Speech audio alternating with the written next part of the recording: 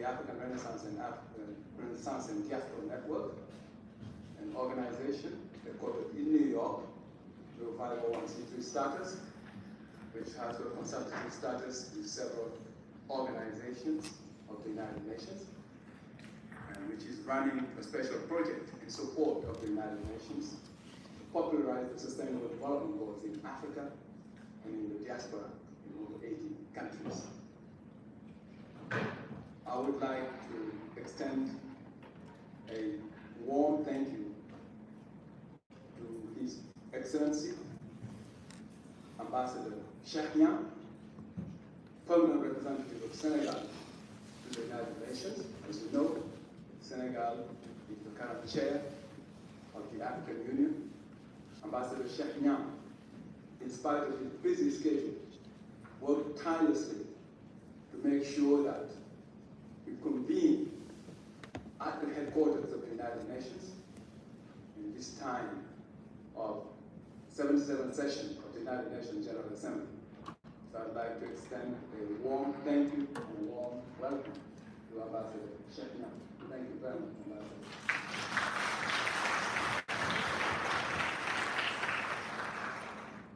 And we're very, very fortunate to have our moderator. We thought that since the African Union is the body that represents all of us, Africa and the diaspora, who better than the African Union to be the overall moderator of this session. So it's my pleasure to introduce Her Excellency Hilda Suka Mafudze, Ambassador of the African Union to the United States of America.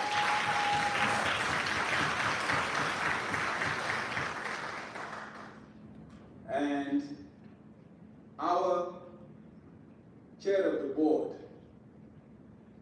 is Honorable Constance Newman, to the right of the Ambassador, Cheikh Niang. She is a former Assistant Secretary of State for Africa, former head of USAID for Africa, among other assignments. She still finds time to give us, to make at our disposal her experience as chair of the board. So we have our chair of the board of the African Renaissance and Diaspora Network, Ms. Constance Newman.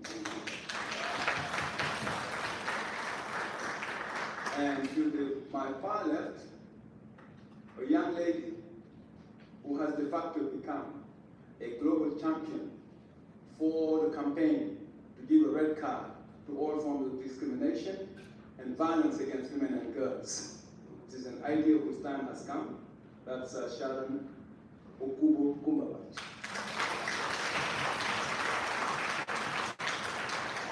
So I would like to express my gratitude to the International Trade Center, represented today by Ms. Aïssatou Diallo, for sponsoring simultaneous translation services. Donc pour les francophones, il y a une traduction simultanée que vous pouvez suivre dans l'un des deux canaux. The theme of today's summit is economic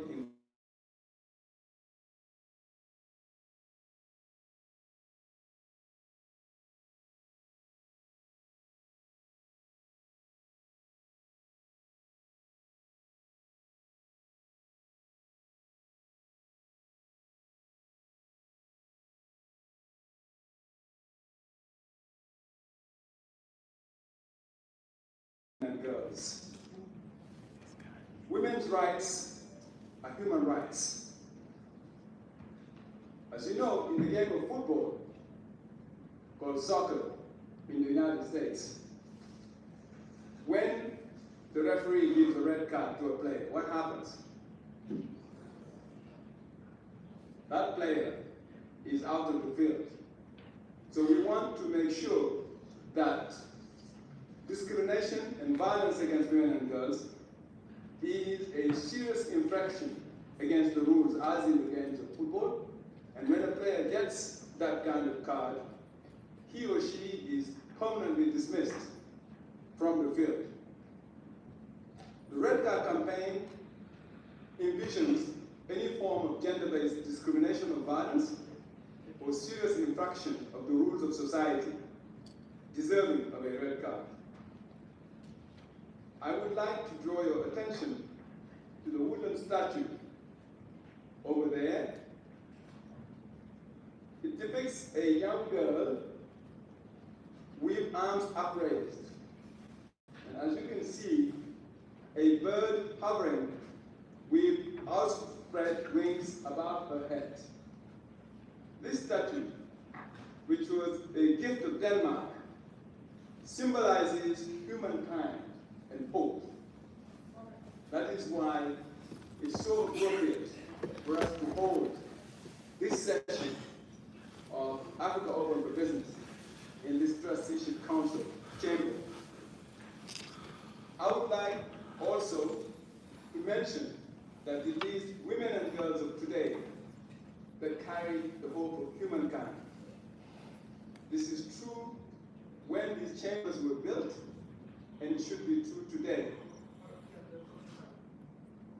Next year marks 75 years of the Universal Declaration of Human Rights.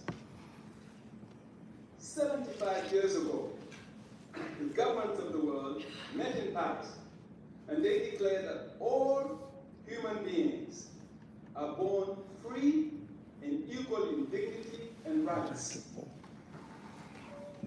Last week, I was at a meeting of African Women Leaders Network. At that meeting, one of my former senior colleagues, whom is very known to many of you, the Honorable Ellen Johnson Sirleaf, Nobel Prize winner and former president of Liberia, noted that we have come a long way in having equal representation in leadership positions. However, she says, if we continue at the current pace, it will take at least, imagine, 100 years before women and girls will enjoy the equal right promised to them. Another 100 years. My sisters and brothers, if we have to wait another 100 years, it means that the vast majority of those alive today, many of our mothers, many of our sisters, many of our daughters, many of our granddaughters, many of our great-granddaughters will not have the opportunity to fully enjoy the equality, the dignity, and the rights promised to them in the Universal Declaration of Human Rights. They should not have to wait any longer. We need to hope, we need to push, we need to fight and aim for the choices, for the voices, for the leadership of women and girls to be heard today. For our mothers, for our sisters, for our daughters, for our granddaughters, for our great-granddaughters to enjoy true freedom and equality today. One of the pillars of the African Continental Free Trade Area, most international trade instruments, is something that is called the most favored nation. This principle is enshrined in Article 5 of the International Agreement establishing the area, as well as a number of protocols. The most favored nation principle says that every member state of the African Continental Free Trade Area must be treated no less favorably than another member of the area. We are here, meeting in this room and connected worldwide to make sure that women and girls must be treated no less favorably than men and boys in the implementation of the African Free Trade Area everywhere else in the world. In this context, with the permission of our ambassadors here present, with the permission of the chair of the executive board of the African Renaissance and Diaspora Network, I would like politely to ask you to stand up, please.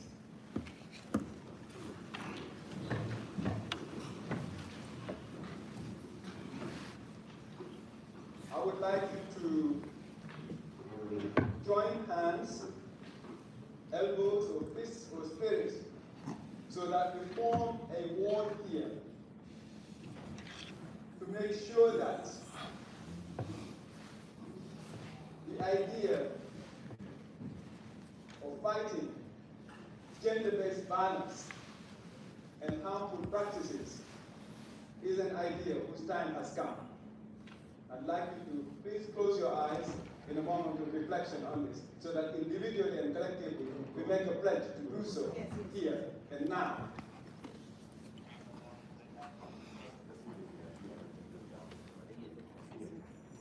Thank you.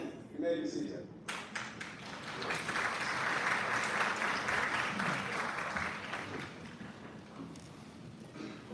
It is now my pleasure to hand the floor over to the moderator of our session, Her Excellency, the Permanent Representative of the African Union to the United States. Thank you very much, and to Excellencies, distinguished representatives, Diaspora networks, ladies and gentlemen. And I would want to distinctly also salute my chairperson of Senegal, Your Excellency, here present. Thank you. I stand on all protocols that have been mentioned by my brother Jibril. So, first and foremost, I would want to thank him, Jibril Diallo, and for the kind introduction that he did to me, and for his invitation to be here on behalf of the African Union, in which we are building the Africa that we want. It is with great pleasure that I extend a warm welcome to you to the 4th Africa Open Business Summit Economic Empowerment of Women and Girls through the Africa Continental Free Trade Area. It is my distinct honor today to say that this is such an occasion that fully embraces the African Renaissance and Diaspora Network in collaboration with the Permanent Mission of the Republic of Senegal, my ambassador, my chairperson, whom I have saluted already.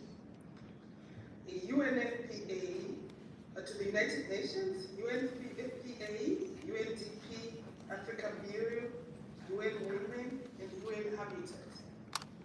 These powerful organizations bring us together to reflect on empowering the mothers-to-be through the African Continental Free Trade Area. Africa is a continent whose biggest population is women. And through the well-meaning leadership of the African Union and its member states is making great strides in line with women and girls' empowerment. As you may be aware, these achievements in raising women's economic empowerment wouldn't be possible without the political participation, leadership, and decision-making power of none other than women and girls. Gender inclusion is in each AU member state and the government, which my brother Diallo has already mentioned, mantra. All the organs of our union are mandated to have women's and girls' gender strategies in their frameworks. It is an issue that is being saturated in each and every member state, in each and every organization, that we should respect the percentage of women. And in all the same, having these women being the bigger number in the continent, and giving them the due respect. Due to these efforts, we have witnessed remarkable progress in economic empowerment, which has in return boosted education and health for women and their families, and most importantly, visible gains in the numbers of girls who are continuing in school. Looking back at my time, my mother, an uneducated woman, but educated and very rich in knowledge would remind me at each and every time, education is the only way for you to get there, where you want to be. Excellencies, ladies and gentlemen, Africa is on the rise. When it comes to all matters of development, particularly women and girls, AfCFTA, which is Africa Continental Free Trade Area, is the first ever continental board that makes the economic empowerment of females a reality. I think we all are aware that AfCFTA, we are building a big market of 1.3 billion people with $2.4 trillion in return. And what does that mean at the end of the day? It means Africa is building a very big market. And we are saying, where are the women and girls? The good thing, the Africa Continental Free Trade Area have brought in the women and they acknowledge that the informal sector that we experience on the African continent today is led by women. Let me say so. This is realized through the support of young African women in small and medium enterprises. The AfCFTA's duty is to make cross-border trade possible. I mean, some of us were educated by those parts of cross-border, where sometimes when mommy says to daddy, I will be crossing borders tomorrow, I'm catching the earliest bus, and there's a bit of tension where they say, you are going. But us as children would be excited, Manu will bring goodies from that trip where she's going.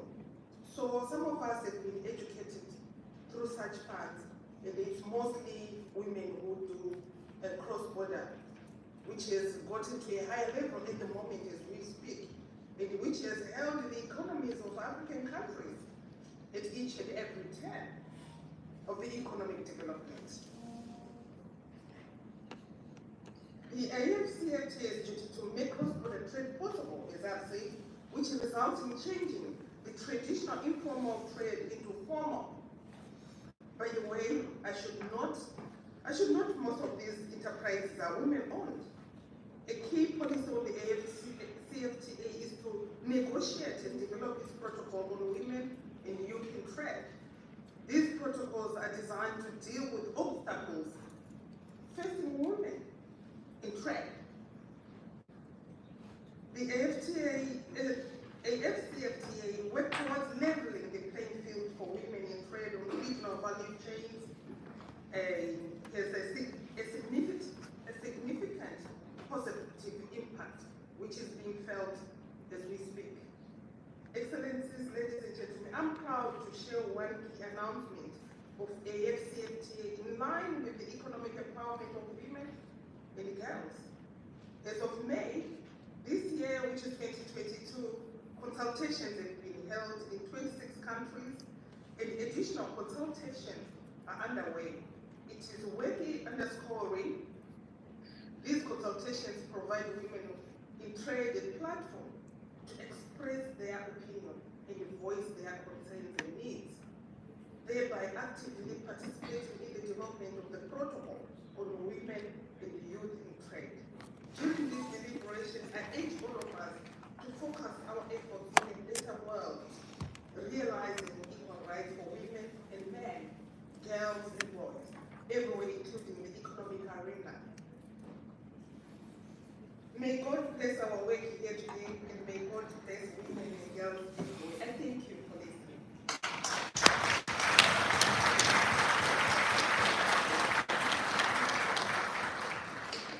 Thank you so much. We're going to, this is the area of modern technology. We're trying to now connect the first Black woman vice president of Colombia, Francia Marquez. So we are trying to connect with her. She will come in anytime to greet and receive an award from the hands of the chair of the board of the African Renaissance and Diaspora Network for making history on behalf of people of color in Colombia. So we made it for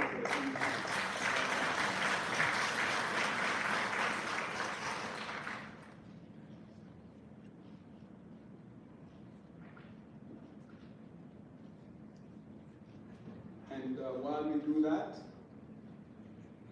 I would like, on your behalf, to warmly welcome the first ever Vice President of Costa Rica, Elsie Campbell Barr, here present, former Vice President of Costa Rica.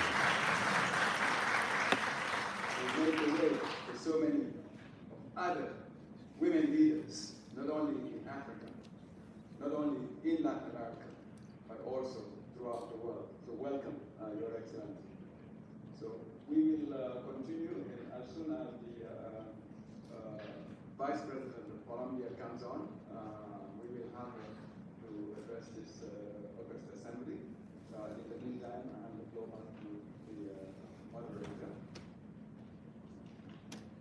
Yes, at the moment we go into the musical interlude, Red Card song, which will run for 7 minutes.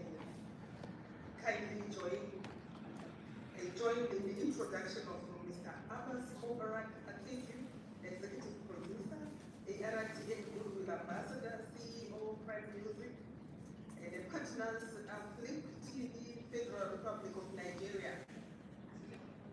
Oh, you're welcome, my brother. Thank you, Madam. First, I would like to say a big thank you to Dr. Jibril for your excellent leadership. Thank you, sir. We must all stand together and say no to all forms of violence and discrimination against women and girls. So, on May 25th, 2022, we launched the official ARDN song, titled Stop Violence and Discrimination, featuring 5 strong female artists from Africa.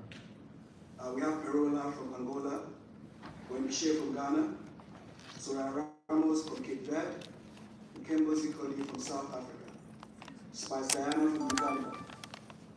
Stop Violence and Discrimination is now available on all online music stores. Please, let's all continue to support the music by streaming online. Thank you.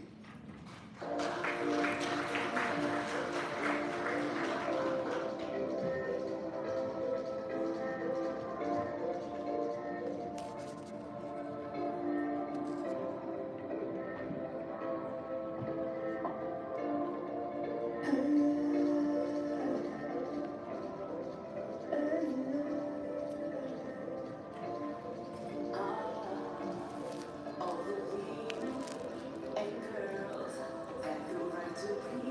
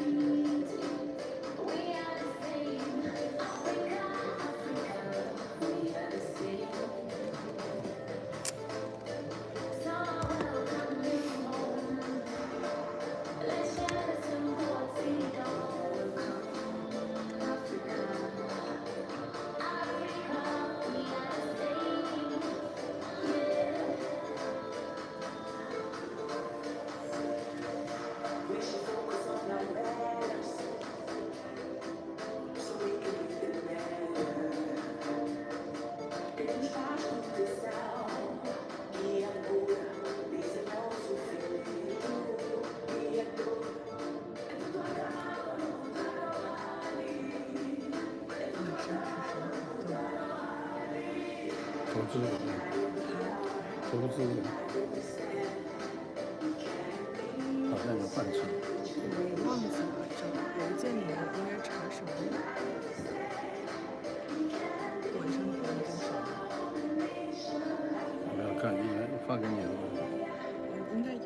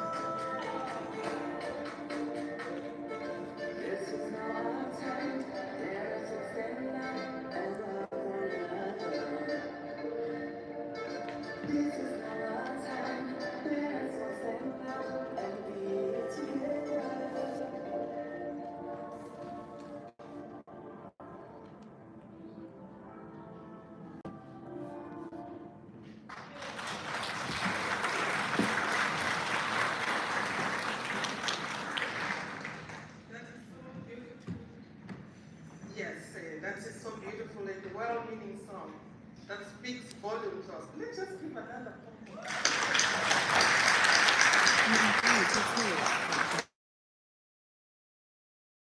The welcome remarks by Constance B. Newman, Chair of the Board, the ARDN, United States of America.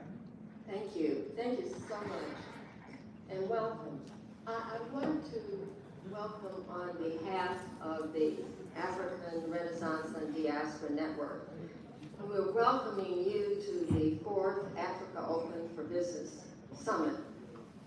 And what I want to do is share with you 4 sets of words and phrases that we suggest that you listen for and think about during this summit.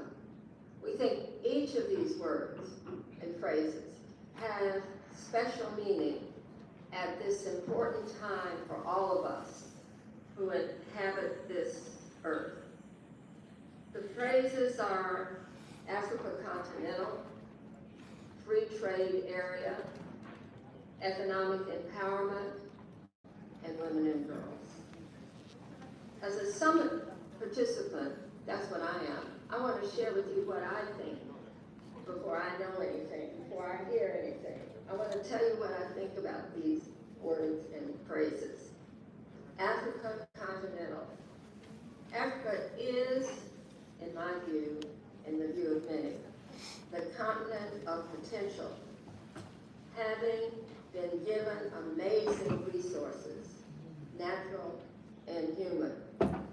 Africa deserves the attention of the world because many on the continent are demonstrating that Africa is emerging as a leader on the global trade agenda. I believe that each participant in this summit has the opportunity to contribute to the efforts of many to expand Africa's economic position in the world by unleashing the power of its women and girls, as well as the power of the men and the boys. Let's not forget them, really.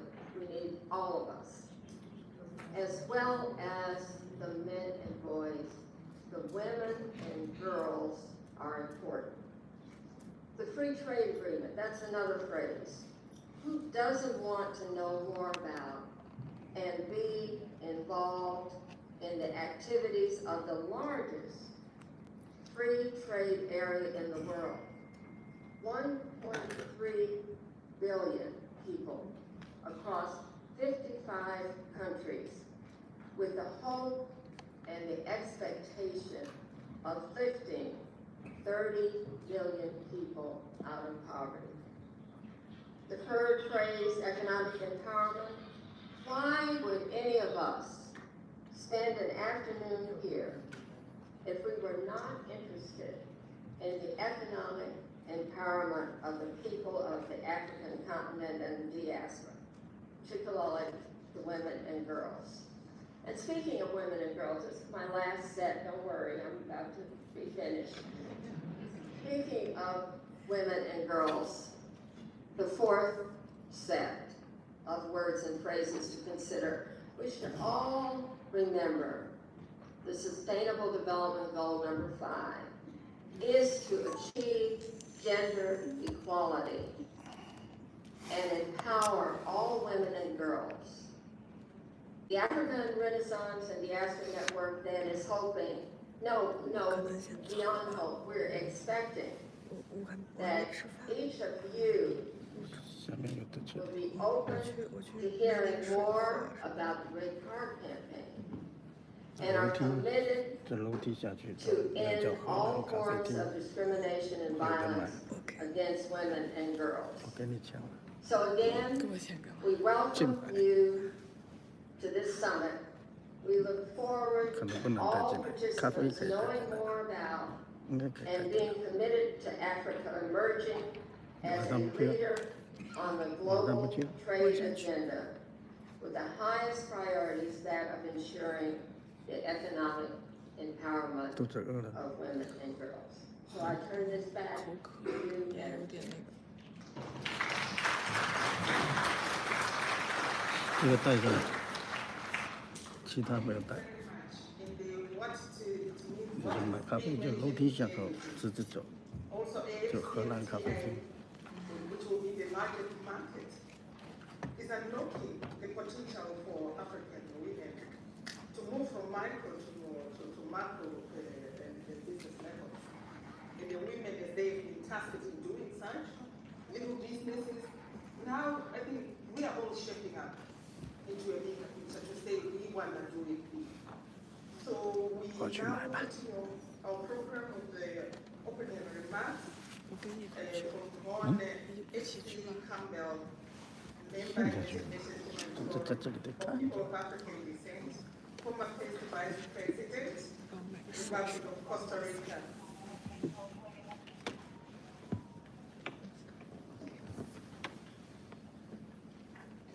Thank you very much, Madam Chair.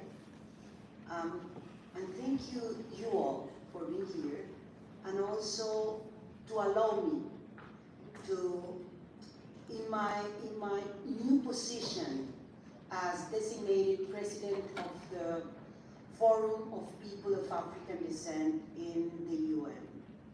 First, I would like to greet my brother, Jibril Diallo, and also to the African Renaissance Diaspora Network for inviting me and for talk with you a little ideas about women economic and political also empowerment. I sincerely thank and grateful for this invitation because we need to make big efforts for women's rights and for the advancement of women in the diaspora and also African women, and to make British between us as women, but especially as people from Africa and from African diaspora.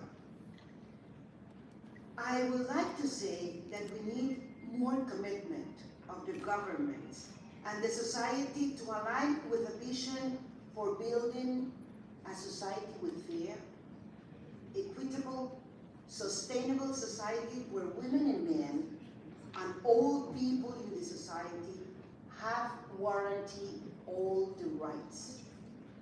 It is crucial to place our horizon on the need to work together from the public, private, community, and family spheres to guarantee that all people, especially women, are entitled to the rights guaranteed in national and international human rights instruments.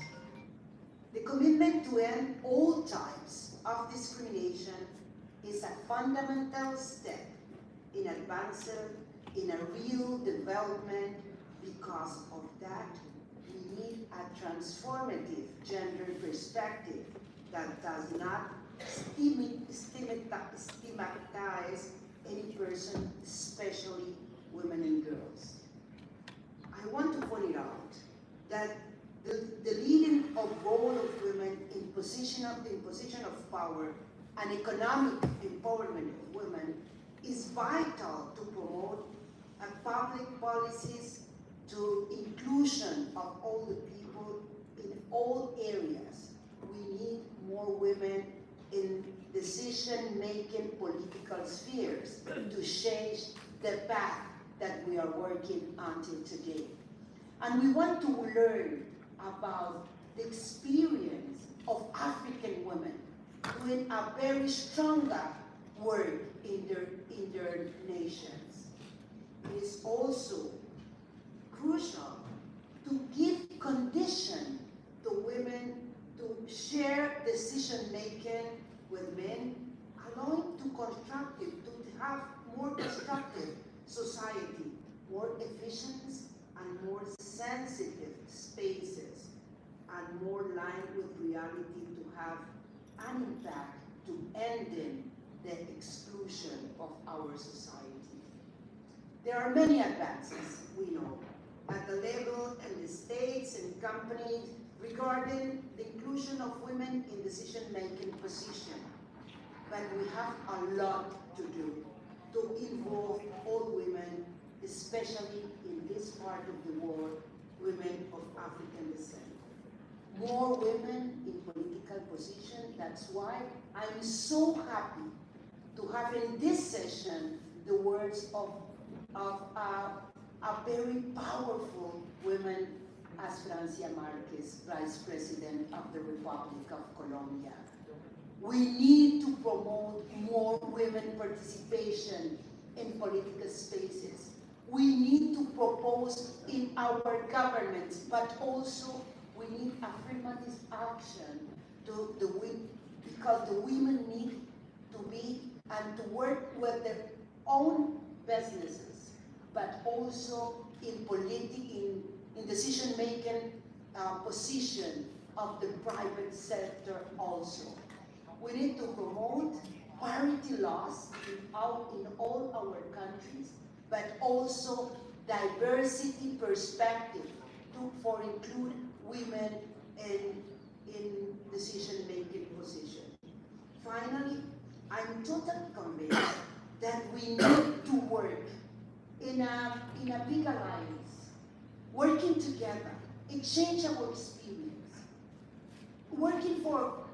try to have very stronger leadership of women, listen the women position, and change the matrix of power, because we need to include our perspective, but have a word more sensitive, who eliminate the gaps between women and men, but also to put the human rights of all the people in the first line of our decision.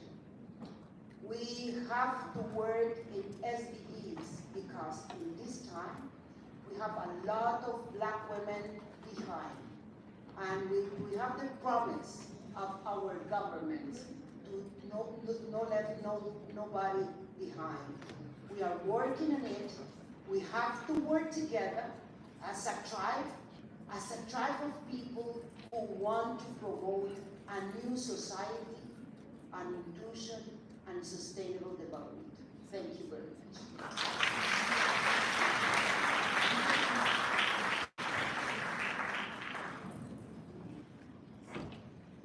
Thank you so much, former Vice President of Costa Rica, the great Honorable Pepsi Company. Thank you very much indeed. It is now our pleasure, again, to try and connect logistics with the Vice President of Colombia. If the spirits and the gods are with us, we will get, I'm sure they are with us, we will get connected. So please connect the Vice President.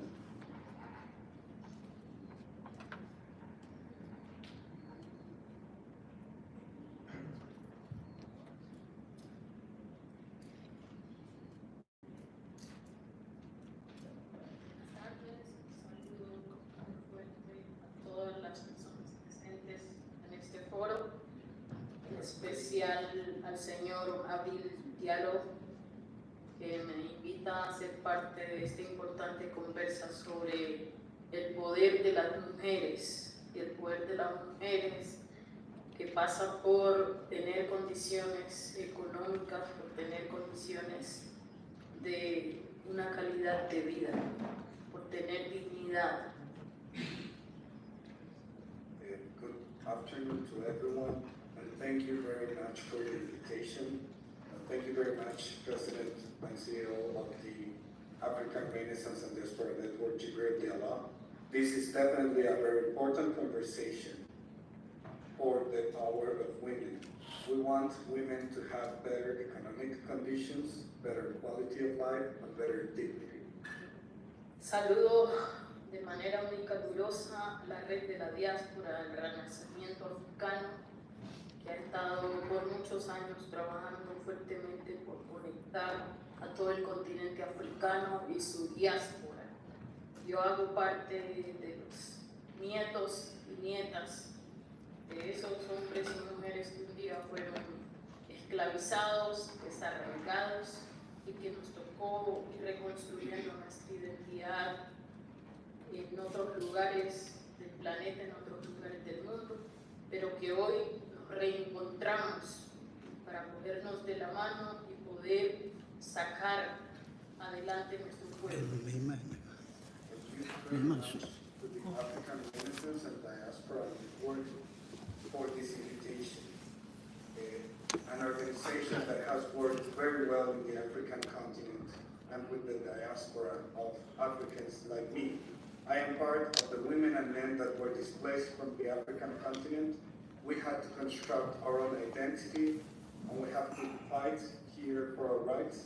But now we are seeing each other again, and I am very happy to see everyone again. Tengo que decir que como vicepresidenta de Colombia ahora tenemos desafíos enormes. Y un desafío que tenemos es hablar y avanzar en la política de justicia racial en nuestro país, pero también esa justicia racial que nos permita conectar en términos económicos y culturales con el continente africano. I must say, as the Vice President of Colombia, that we have great challenges ahead. And I must say that one of the most important challenges is to advance in racial justice, not only in my country, but to advance in racial justice that can contribute to economic development in Colombia and in the other countries of the world, especially those in development.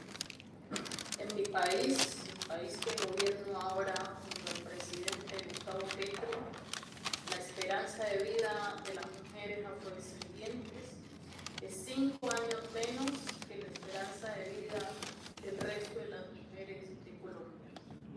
In my country, the country that I govern with President Gustavo Petro, the life expectancy of black women is 5 years less than the life expectancy of other ethnicities or women in Colombia. Y esto nos obliga a pensar en cómo garantizar la esperanza de vida de las mujeres afrodescendientes en Colombia, en África, en el Caribe es igual que el resto de las mujeres en el mundo. This makes it mandatory for us to think how to guarantee that the life expectancy in Colombia, in Latin America, in Africa, and in the Caribbean is possible to be equal as the life expectancy of all other women in the world. Entonces no podemos hablar de fortalecimiento y empoderamiento económico de las mujeres africanas o afrodescendientes sin hablar de la educación. So we cannot talk about the empowerment and economic development of women and of black women on Africa and other places without the possibility to talk about equality. Yo no estuviera aquí hoy como vicepresidenta si no hubiera hecho un largo esfuerzo y un largo camino por educarme, por prepararme para gobernar este país. Education is absolutely crucial. I wouldn't be here as Vice President if I wouldn't have done the effort to educate myself for the development of this country. Y hoy que me he convertido en un referente para muchos niños y niñas de mi país y de otros países, porque lo que pienso es cómo garantizar educación para esos niños y niñas.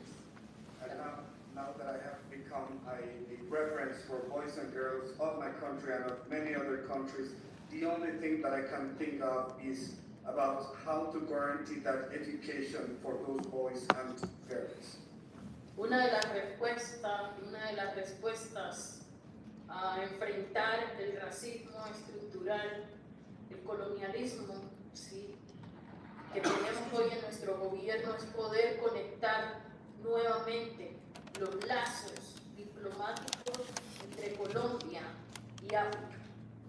One of the responses and proposals to fight against structural racism and colonialism in my country is to get to have and to connect the diplomatic relations that we have between Colombia and the countries of Africa. Porque aquí hay mujeres produciendo, hay mujeres negras que están fortaleciendo sus propias economías, pero estas mujeres no tienen dónde vender sus productos. Creo que sería muy importante si en esa conexión entre los países del sur, del Caribe, con África, pudieran las mujeres establecer una política de comercio justo entre mujeres afrodescendientes, entre mujeres indígenas, entre mujeres de la diáspora. Because there are many women here, black women in Colombia and in the Caribbean, who are strengthening their economies and have a lot of products to offer, but they can't sell those products. So I think that a very good opportunity is to have a fair trade with Africa in order for them to sell the products and to strengthen the economy and the trade between the nations. Una de las responsabilidades que tengo en mi gobierno es establecer el Sistema Nacional de Cuidado.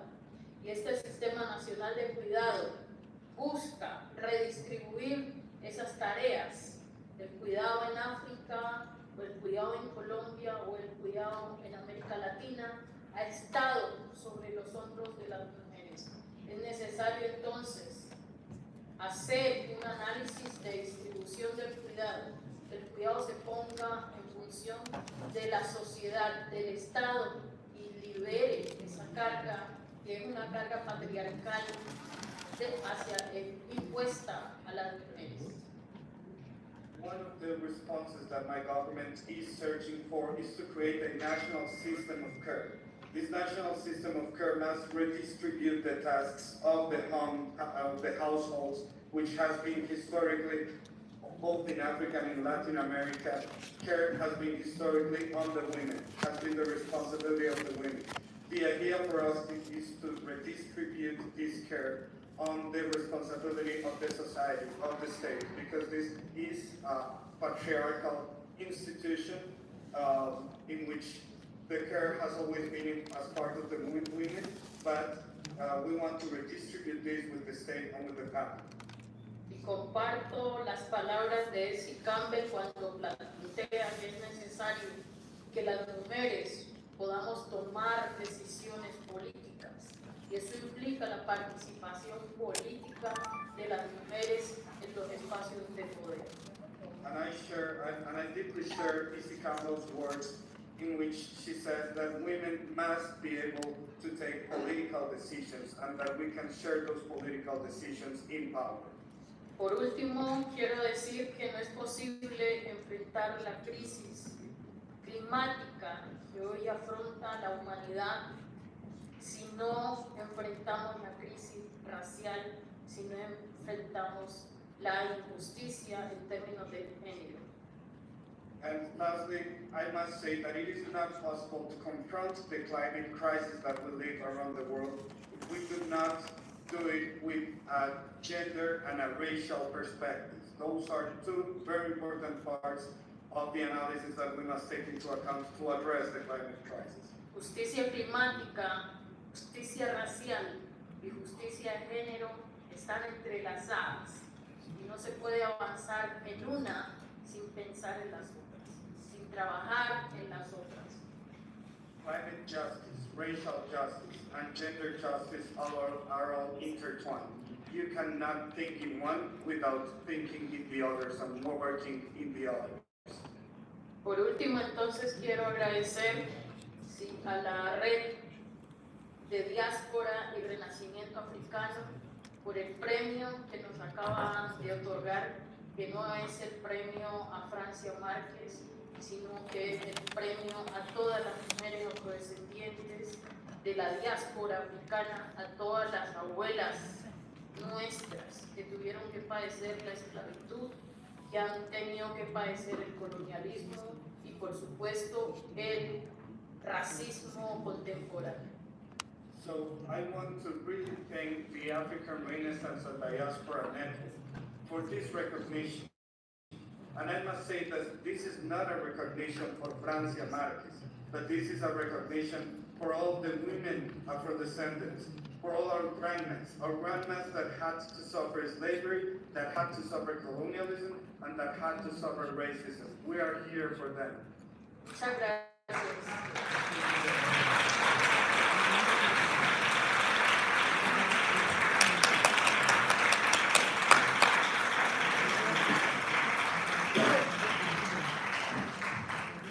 Thank you very much, Colombia. If you would want to call on Honorable Continental to present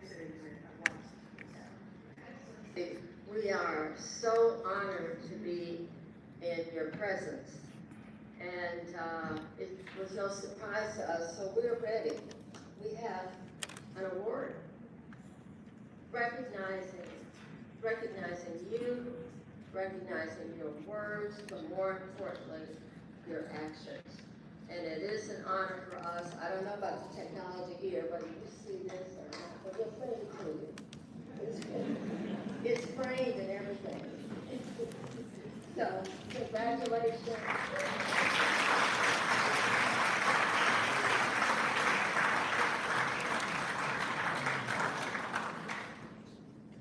And we will travel to Colombia, to Bogota, to officially present you with the 2022 edition of the Africa Renaissance and Diaspora Network Award. Thank you very much. We made history.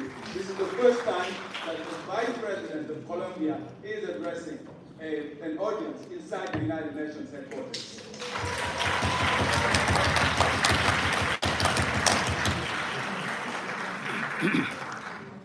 Thank you very much.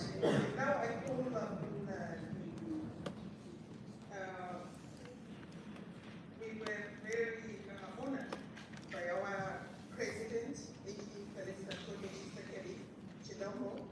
President of the Democratic Republic of Congo, who has made some remarks, and these are going to be read by H.E. Georges, Gonzalez, Talaja, Ambassador Extraordinary Contributory and Permanent Representative of the Democratic Republic of the Congo to the United Nations.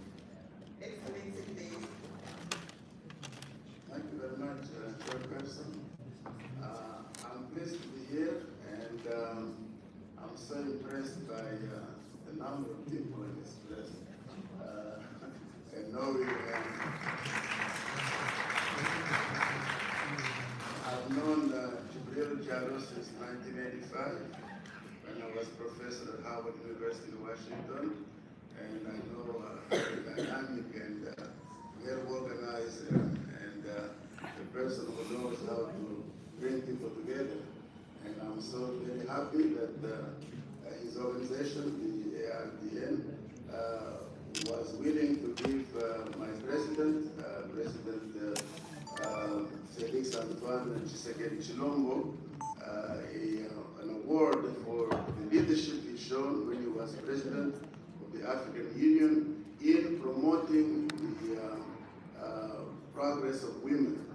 As a matter of fact, in my country, the Democratic Republic of the Congo, we have about 15 women ministers, and certainly they're not as many as the men, because we have about 54 ministers in our government, But what's the most important is that we have women in positions that women never occupied before. Right now, I've spent most of the day today with the Minister of Justice, who's a woman, a very important position in the government. We also have Minister of Investments and government enterprises, who's a woman. Minister of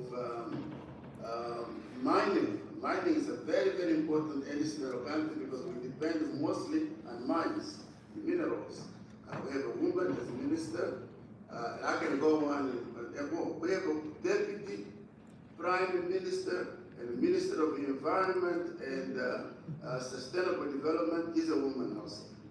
As a matter of fact, when we were staying with the president at the Lotte Hotel, I happened to be in the elevator with a gentleman from Saudi Arabia, who was an Egyptian by birth, but a Saudi citizen today. So he asked me where I was from. I told him I was from the Congo. He said, "Oh, you come from that country where this brilliant woman was the Minister of Environment, was talking," and I was really impressed by her. So this is what Tshisekedi has been doing, something that our country has never seen before, and we are very, very proud of him. And we thank the ARDN for giving him this reward. Thank you very much.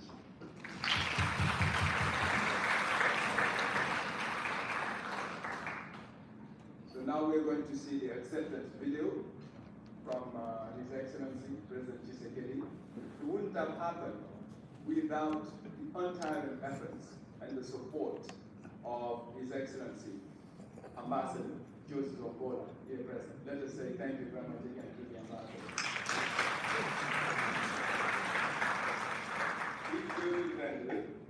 Du réseau de la Renaissance africaine et de la Diaspora pour le leadership africain global. Son Excellence, Monsieur le Président Félix Antoine Tshilombo Tshisekedi, pour son leadership exemplaire dans la République démocratique du Congo, pour sa vision panafricaine qui place les femmes et les jeunes au cœur de sa politique d'égalité des chances, son attachement au principe de masculinité politique en tant que président d'un exercice de l'Union africaine et sa vision de la RDC comme pays solution pour les changements climatiques. L'histoire personnelle de son Excellence, Monsieur le Président Félix Antoine Tshilombo Tshisekedi est une source d'inspiration, non seulement pour les chefs d'État africains, mais aussi pour les leaders d'opinion du monde entier. Signé le réseau de la Renaissance africaine de la Diaspora, New York, États-Unis, Canada.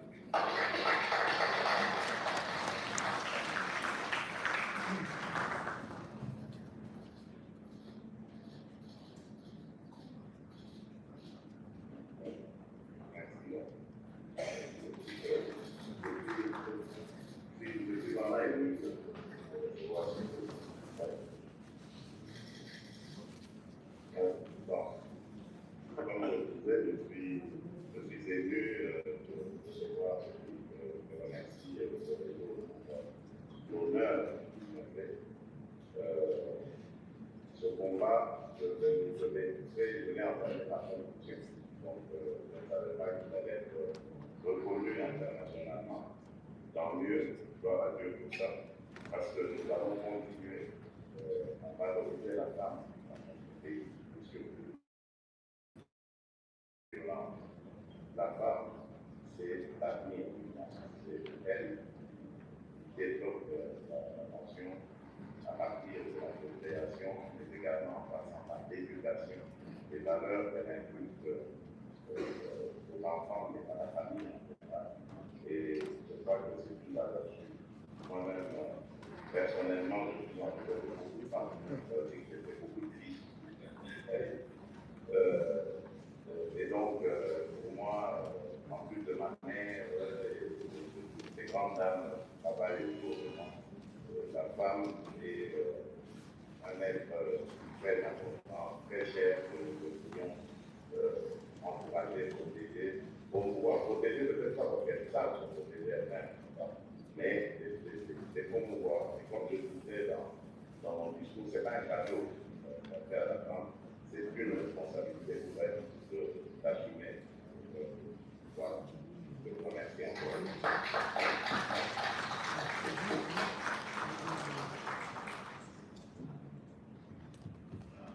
Excuse me, because I have to meet the president of the Constitutional Court of the Congo in my office at 4:30. Thank you very much.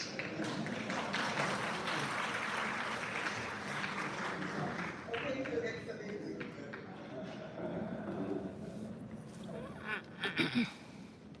Thank you so much, Excellency. And we thank the President in the absentia with the work that he's doing on the continent. I would say in Africa, such work ignites, it goes into other countries. And they look forward in other countries, such will happen when there's more of the leadership. And there's the VP was saying here that we have to come together. And when we work together, make sure we get women into opposition. Let's now be joined by our African Union Chair, AGA Chair, Ambassador Extraordinary Plenipotentiary and Permanent Representative of the Republic of Senegal to the United Nations.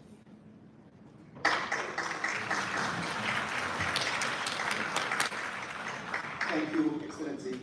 First and foremost, I would like to congratulate very warmly the African Renaissance and Diaspora Network, ARDN, for convening this 2022 Africa Open for Business Summit. The contribution of Senegal is proud to be a program alongside other important partners. Allow me at this point to pay a vibrant homage, tribute to a great son of Senegal in Africa, Dr. Djibril Diallo, who has distinguished himself not only for his very notable academic achievements and his impressive career, but also for his passionate commitment to gender equality and to the socio-economic empowerment of women in Africa and beyond. The well-chosen theme of the summit, aiming at reflecting on how West African women can play a more fulfilled role in the new context of the ZLECAf, is just another testimony of ARDN's mission to advance the development of our continent.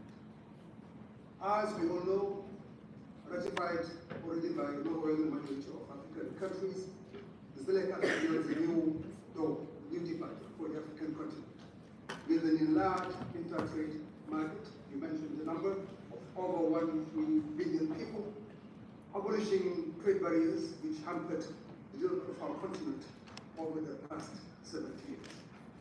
Under this new scheme, the growth will benefit African SMEs, and many of them are owned by African women.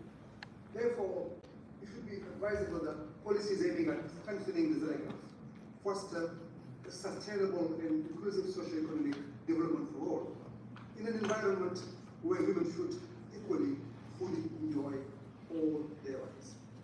Today, because today we are witnessing a very sad reality. Until the economic and trade structures in place are not favorable to them, and who are largely disadvantaged compared to men.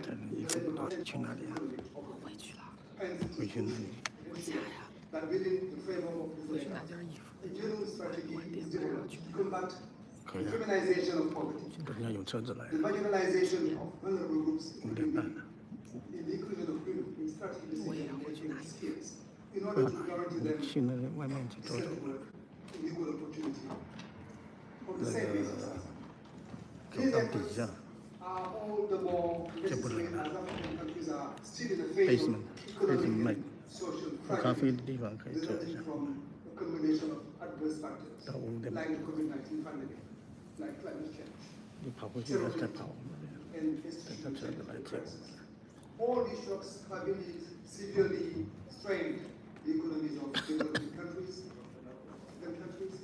increasing poverty levels, exacerbating social inequalities, and increasing the vulnerability of women. That's why it is vital to continue as the implementation of both Agenda 2030 and 2063 in conjunction with the Senegal. To achieve these objectives, African governments must individually put in place bold and proactive strategies to promote the empowerment of women by making sure that the full economic and social rights of women are strictly respected. In this regard, I can offer as an example the efforts of the Senegalese government, which has taken more initiatives to promote. Those initiatives include the establishment of a national strategy to combat violence against women. It is very strict legislation, which is very strictly followed. The second one is the significant improvement of women's living conditions through the concession of something called the basic community infrastructure by the Emergency Community Development Program, the acronym in French is PUDC, consisting in building social services and structures in the rural areas and in remote areas. And also the integral access to health care through the institution of universal health care coverage program, which is working very well, which is really inclusive, including those who are working, who are civil servants, those who are the elderly, women. So this is really very comprehensive program, taking into account the needs of all Senegalese people.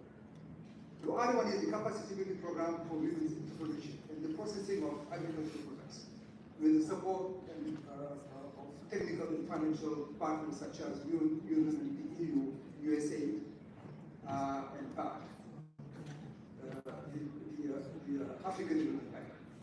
The access to land ownership by women through implementation of land reforms to increase women's productivity.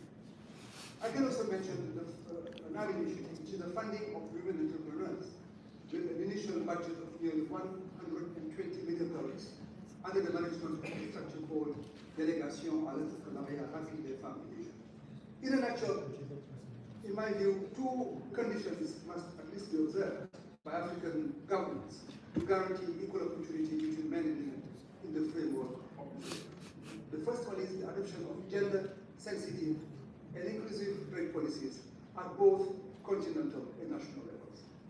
And equally, the systematic integration of gender into the development programs of government and development partners. To conclude, I would like once again to congratulate Dr. Diallo and ARDN for allowing us to have such a fruitful conversation. And I hope that the results of our deliberations will be brought to the attention of our leaders and to the African Union as a valuable contribution of ARDN to this main and important project of I thank you.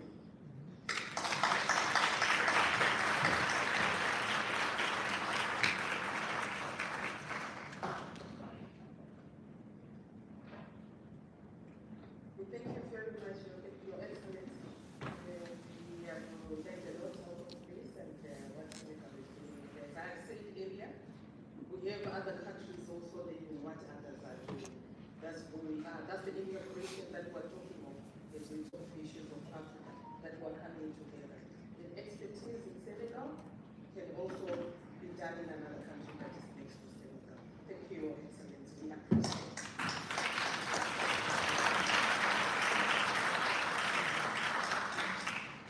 We are now moving on to the remarks by states and international organizations by Mrs. Aissatou Diallo, Senior Coordinator of African Continental Free Trade Area International Trade Center, who is coming through the video, followed by Mr. Travis Atkins, President and CEO of the United States Africa Development Foundation.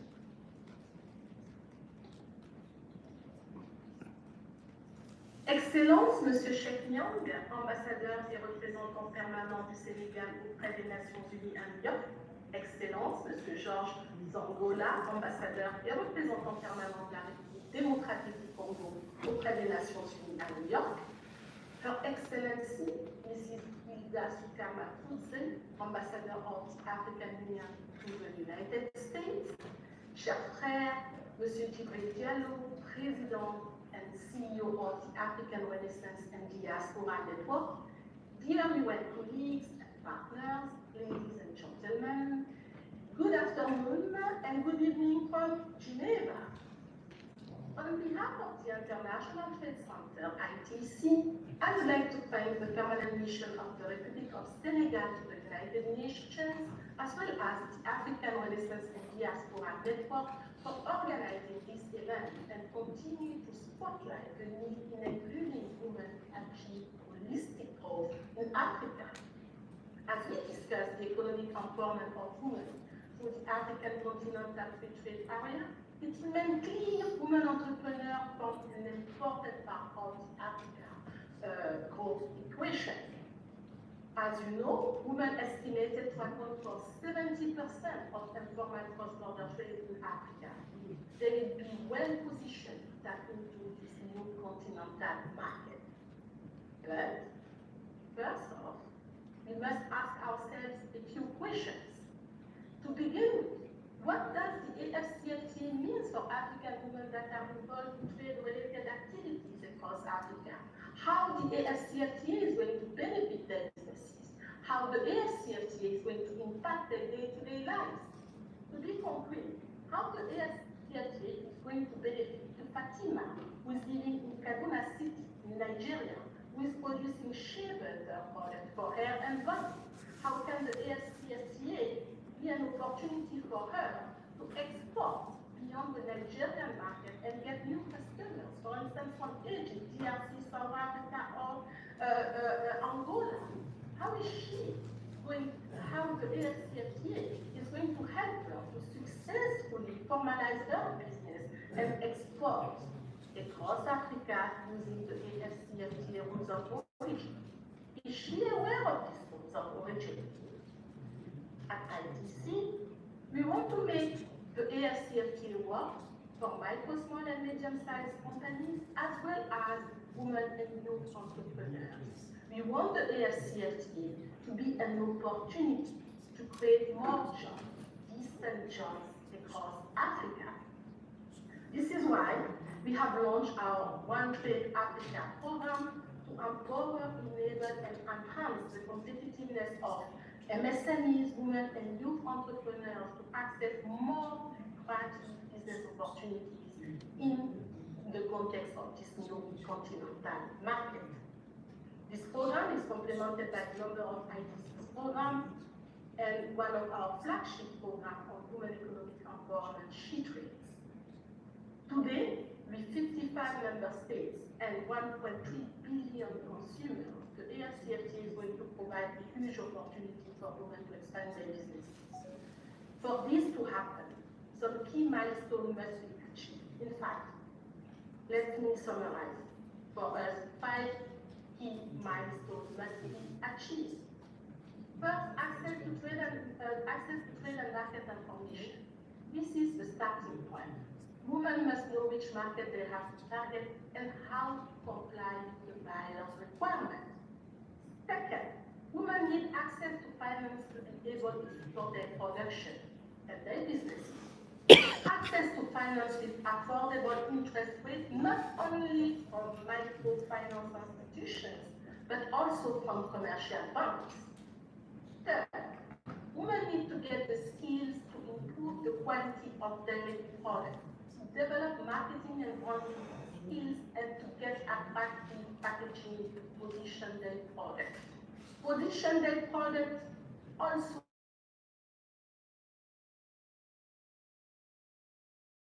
leverage e-commerce opportunities. And the business ecosystem at national level, at the sub-regional level, and at continental level, the business ecosystem for women-led transactions, including on government procurement, must be improved. It is important for women to be sensitized about commercial contract and implications to get some fiscal incentives, and also to be aware of intellectual property rights, as many women in Africa are innovating with their products, and it is important to protect their creative ideas. In 2020, ITC and AfCFTA have developed a training program on how to export under the AfCFTA. This training program helps businesses, including women entrepreneurs, to get the skills to export across Africa. The new protocol on women and youth, being championed by the President of Tanzania and under the coordination of the AfCFTA Secretariat, is going to further concretize our commitment to make the AfCFTA for women entrepreneurs, but also for youth. The AfCFTA is not only a trade agreement, but a development tool that will pave the way towards achieving, in one hand, the AU's Agenda 2063, as well as the UN Sustainable Development Goals. In conclusion, I would like to say that we at ITC, we look forward to joining forces with all partners, all our African partners, UN agencies, think tank organizations, and other institutions such as ARDN to bring about the change African women entrepreneurs deserve. Thank you once again for having invited ITC to join you virtually. I wish you a very fruitful event. Bonne fin d'après-midi. Merci encore.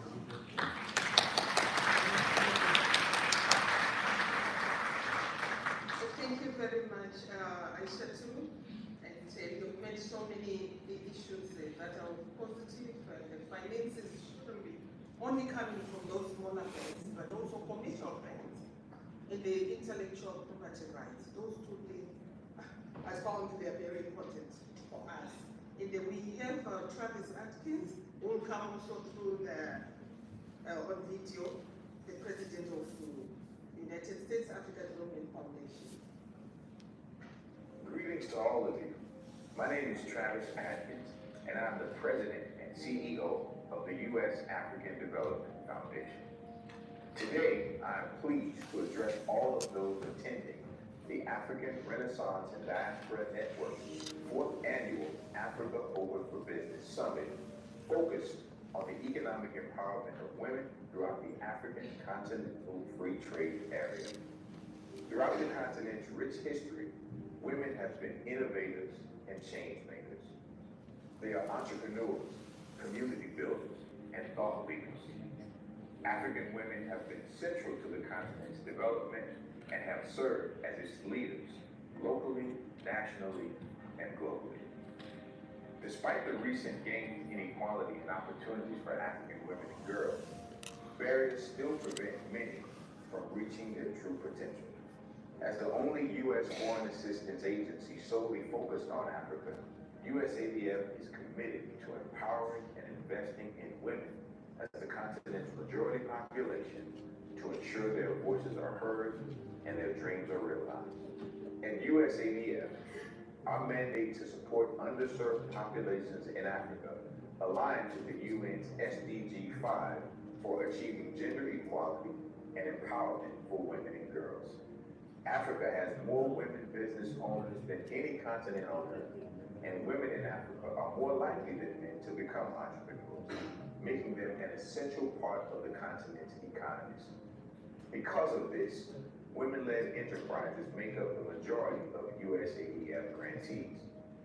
We have also committed to providing seed funding and technical support to select graduates of the U.S. Department of State's Academy for Women Entrepreneurs from 2020 to 2025.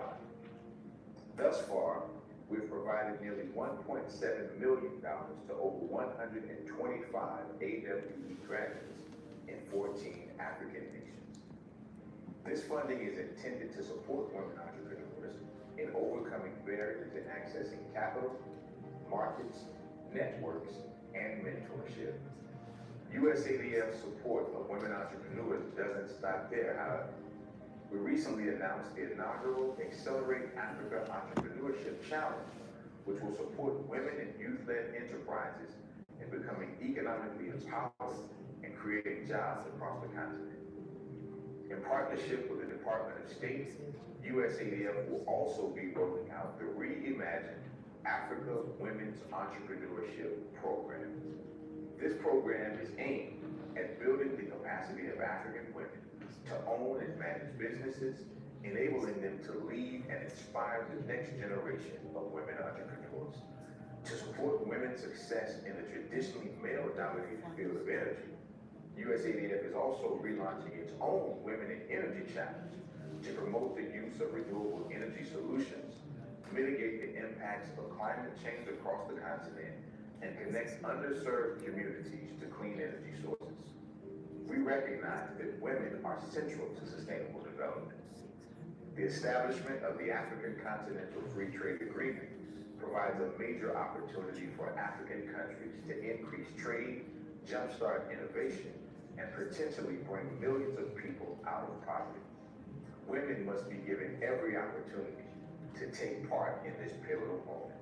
My hope is that together, through convenings such as today's, we can move closer to achieving more equitable societies for the majority population of the world.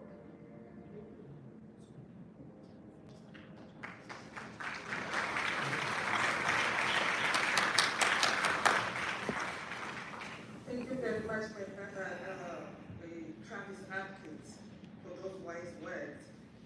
Let me move on to the remarks said by the co-organizers who are coming. I will talk of Argentina Mataval Wilson, Regional Director, West and Central Africa, United Nations Population Fund. She's coming out in live from Dakar, Senegal. Yes. Thank you very much, Madam Moderator. It is Dr. Jibril Diallo, the CEO of this August institution, the African Renaissance and Diaspora Network, Your Excellency, the Ambassador Chernam, Permanent Representative of the Republic of Senegal in New York, the Chair of the Board of the African Renaissance and Diaspora Network, Excellencies, distinguished delegates. On behalf of the Executive Director of the UN Population Fund, UNFPA, Dr. Natalia Kamen, I am honored to have this opportunity to address you on the importance of women's economic empowerment in the context of the African Continental Free Trade Area. The African Union's Agenda 2063 envisions a prosperous continent based on inclusive growth, one that is people-driven and which unleashes the potential of its women and youth. This has to be a central tenet of all development efforts on the continent, and certainly must be at the heart of the implementation of the African Continental Free Trade Area. In African countries, we know that women contribute in many ways to the economies of their society, and yet these valuable contributions are often underestimated, underpaid, and underappreciated. The shadow of patriarchal distribution of opportunities, wealth, and other economic benefits still hinders the advancement of girls and women. As reminded us today by His Excellency the Vice President Francia Marquez about racism, any form of discrimination is an obstacle to the advancement of anyone, especially women. It is also increasingly clear that sexual and reproductive health and rights, gender-based violence, and women's economic empowerment are closely interlinked. We cannot separate the exercise of power and control over economic resources from women's ability to exercise control over their bodies and to decide when and if to have children. The SDGs do recognize this interdependence between sexual and reproductive health and rights and women's socioeconomic status. We need integrated multi-sectoral approaches to address these challenges. One important initiative that UNFPA is proudly associated with, in partnership with the World Bank and 9 governments, is the Saharan Women's Empowerment and Demographic Dividend, otherwise known as SWED project, through which more than 150,000 young women are supported to engage in economic activities, and especially in non-traditional female sectors, such as driving and maintenance of tractors, for example, the installation of solar panels and satellite dishes, and others. Young girls are being kept longer in school through scholarships from this project. We applaud the government who had the initiative to be part of this project in West and now Central Africa as well. To ensure inclusive implementation of AfCFTA, we need to explore measures to incentivize the participation and support of women-led, including young women-focused companies, startups, and economic ventures. We need cross-country service special purpose programs that combine economic empowerment and social benefits to the most vulnerable and left behind in our society. These include support to cooperatives and women's associations and other such small and medium-scale ventures. We appreciate PR of Senegal, your examples of how your government is moving forward to empower women.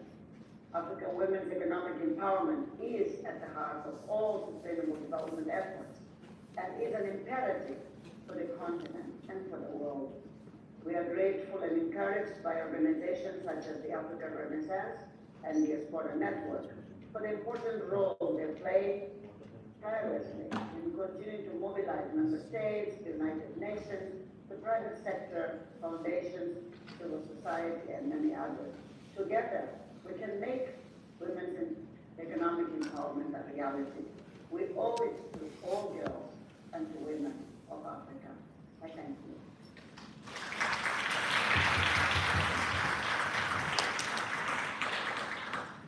Thank you very much, my sister. Thank you for coming in directly and saying those wise words for us to learn a lot about our continent. We can do better if we work together. I'm introducing my sister here, a ARDN board member, Continental, who will introduce our musical internet. Thank you, my sister.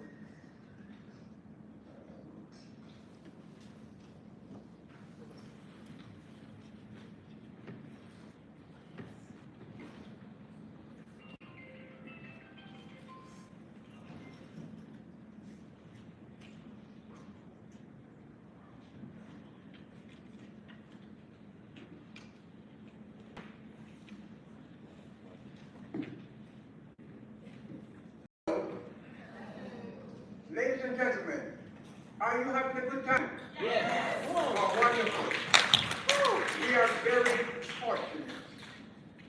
Today we've had the first Vice President of Costa Rica, black woman, and we heard a statement from another black female Vice President of a Latin American country.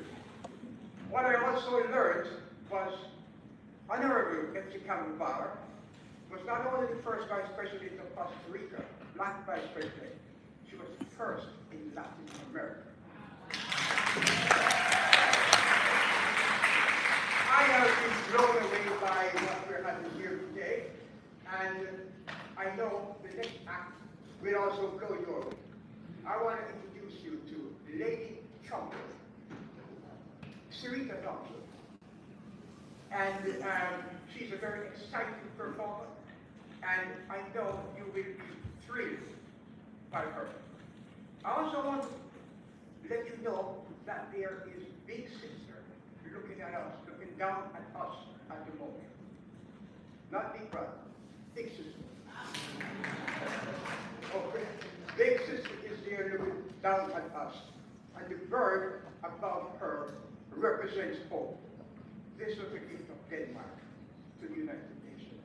And my friend over here from Global Communications, who was the guy in this tour, said, knows what I'm saying is true.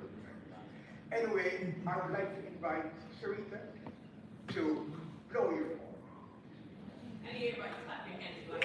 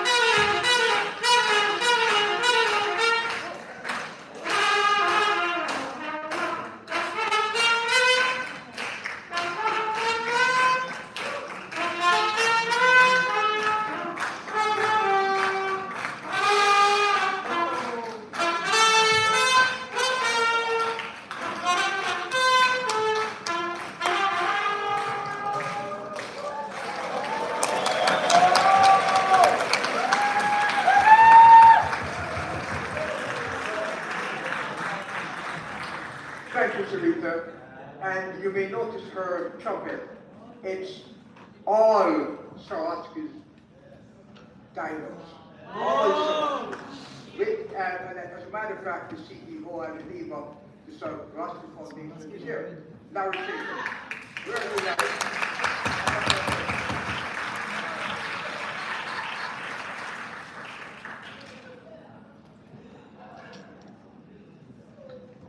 Thank you very much. We really enjoy. Thank you so much, my sister. Yes, we move on to Mrs. Mahmouna Mahad Sharif, Executive Director, United Nations, Human Settlement Program, UN Habitat, United Nations, and the Secretary General will come to a video.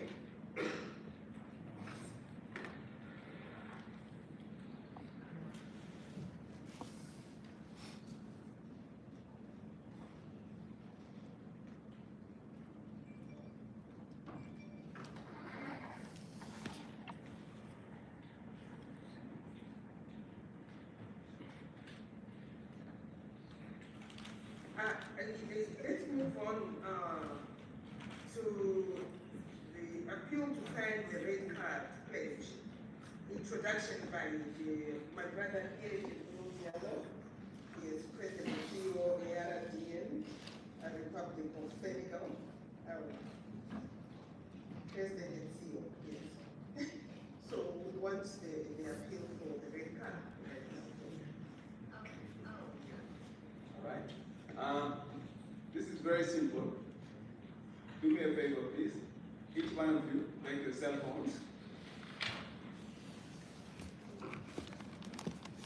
And each and every one of us is going to sign a pledge, the red card pledge.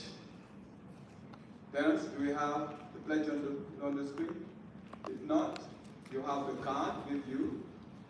Look at it. www.redcardpledge.com www.redcardpledge.com. Each and every one of us needs to go online and sign the pledge here that the idea of fighting discrimination, fighting violence, using the convening powers of sports and culture is an idea whose time has come.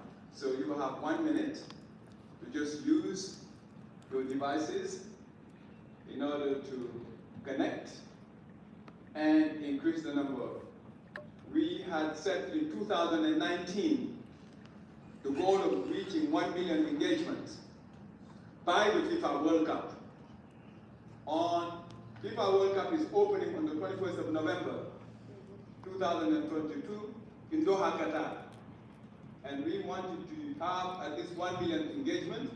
We have gone beyond 1 million engagement, and we want to add this number. And this is something where Sharon Okubo Kumbabaj is working on. We will be convening you again at a global launch of the Red Card campaign here, or in Doha, Qatar, on the 22nd of November. So your commitment, your contribution will be very important. Can you imagine? We have all this room, and we have those who are connected online. Everybody is just signing on the pledge under the oversight of our Goodwill Ambassador, Akiju, who mobilizes the world of sports and culture for the Red Card campaign. And let us clap everybody who has done so far.